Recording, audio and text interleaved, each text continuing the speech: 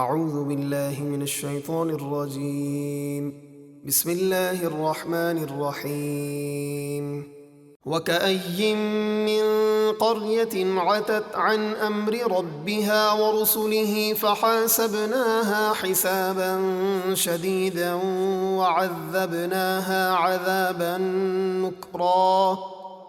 اور کتنے ہی شہر تھے جنہوں نے اپنے رب کے اور اس کے رسولوں کے حکم سے سرکشی کی تو ہم نے ان سے سخت حساب لیا اور انہیں بہت برا عذاب دیا۔ فذاقت وبال أمرها وكان عاقبة أمرها خسرا۔ تو انہوں نے اپنے کام کا وبال چکھا اور ان کے کام کا انجام نقصان ہوا۔ أعد الله لهم عذابا شديدا فاتقوا الله يا أولي الألباب الذين آمنوا قد أنزل الله إليكم ذكرا۔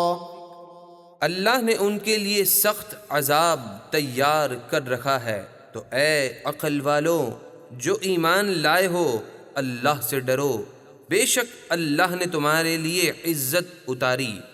رسولا يتلو عليكم آيات الله مبينات ليخرج الذين آمنوا وعملوا الصالحات من الظلمات إلى النور ومن يؤمن بالله ويعمل صالحا يدخله جنات تجري من تحتها الأنهار خالدين فيها أبدا قد أحسن الله له رزقا۔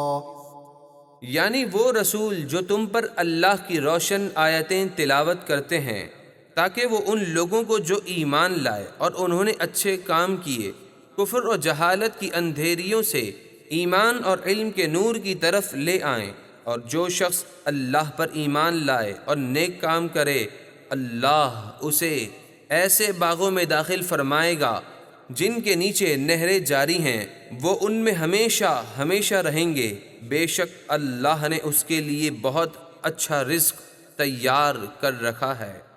الله الذي خلق 7 سماوات ومن الأرض مثلهن يتنزل الأمر بينهن لتعلموا أن الله على كل شيء قدير وأن الله قد أحاط بكل شيء علما۔